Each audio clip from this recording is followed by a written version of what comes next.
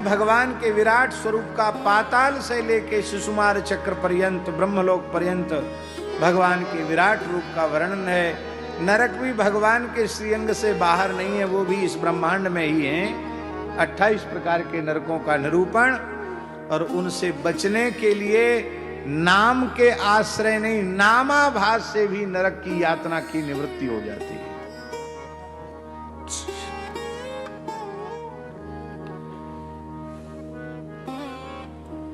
बहुत से लोग कहते हैं कि जीवन भर पाप कर्म करे और अंतिम में राम राम कह दे तो सारे जीवन के पाप नष्ट हो जाते हैं, उसका कल्याण हो जाता है। ऐसी बात प्रसिद्ध है,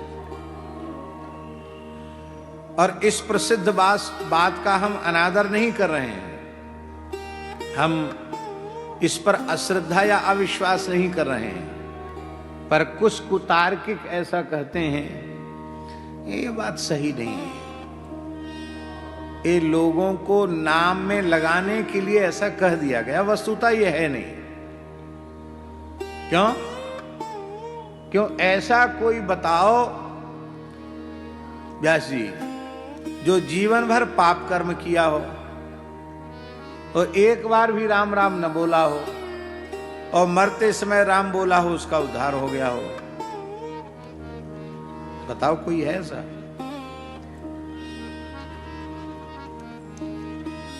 है। रावण देख लो, पूरा जीवन चरित्र रावण का स्वामी जी देखिए, वो राम बोलते ही नहीं।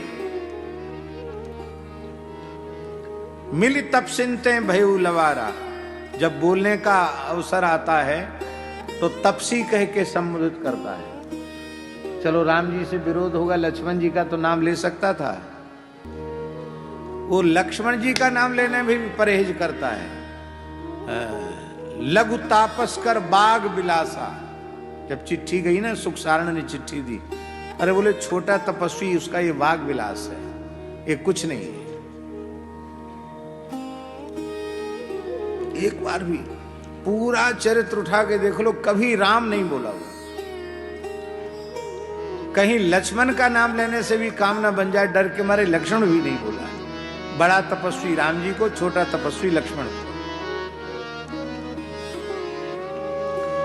केवल एक बार बोला मरते समय, कहाँ राम रण हतों पचारी, कहाँ राम रण हतों पचारी, और मुक्त हो गया कि नहीं हो गया?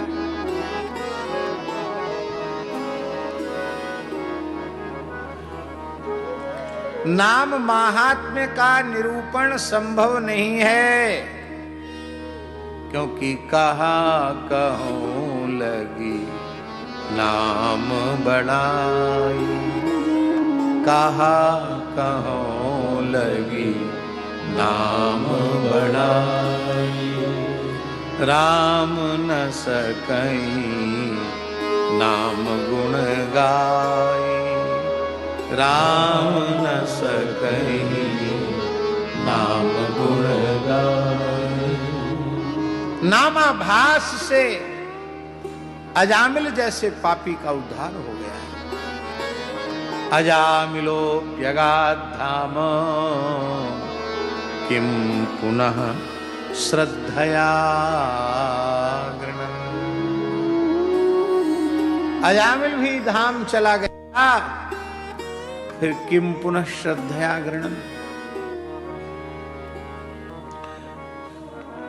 बहुत से लोग कहते हैं स्वामी जी क्या आपके कहने से हमने राम राम तो शुरू कर दिया, पर क्या करें राम राम में मन नहीं लगता है। तो बिना मन लगे राम राम करेंगे तो भी कल्याण हो जाएगा। हो जाएगा। उदाहरण दें, उदाहरण दें। व्यास जी को वृंदावन जाना है। व्यास जी ट्रेन में बैठ गए, रेल में बैठ गए जोधपुर से मथुरा, और बीच में मन तो मन है, पता नहीं कब खराब हो जाए। मन बिगड़ गया, मन बिल्कुल नहीं लग रहा है। पर टिकट लेके बैठ गए, मथुरा पहुंचोगे कि नहीं पहुंचोगे? बिना मन लगे भी मुकाम पर गाड़ी पहुंचा देगी। ऐसा तो नहीं कि बीच में ही एक्सप्रेस कह दे चलो हटो, उतरो, बीच में से उतरो। क्यों? तुम्हारा मन ही नहीं लग रहा हमारी सीट पर, हमारे डिब्बा में बैठने में तुम्हारा मन, उतरो यहां से। वो उतारेगी तो नहीं, पहुंचा देगी। ऐसे ही नाम ले लिया तो भगवान के चरणों तक पहुंचने का टिकट ले लिया, मन नहीं लगेगा तो भी भगवान के पास पहुंचा देगा।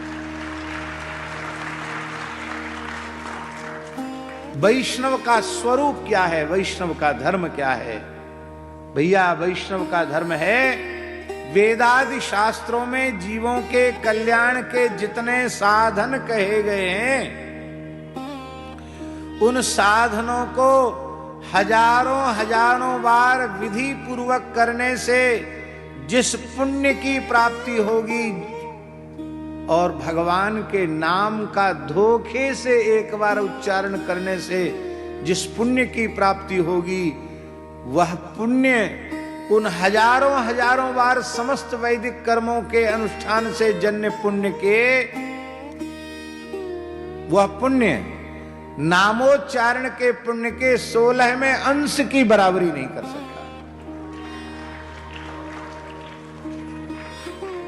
सारे यज्ञ योग जब तक एक तरफ और भगवान नाम एक तरफ, नाम की किसी साधन से तुलना नहीं करना। नाम सर्वोपरि है, इसलिए नाम को मत भूलो। सब भूल जाओ पर नाम को मत भूलो। अजामिलोपाख्यान नाम महात्म्य का उपाख्यान नहीं, नामाभास महात्म्य का उपाख्यान।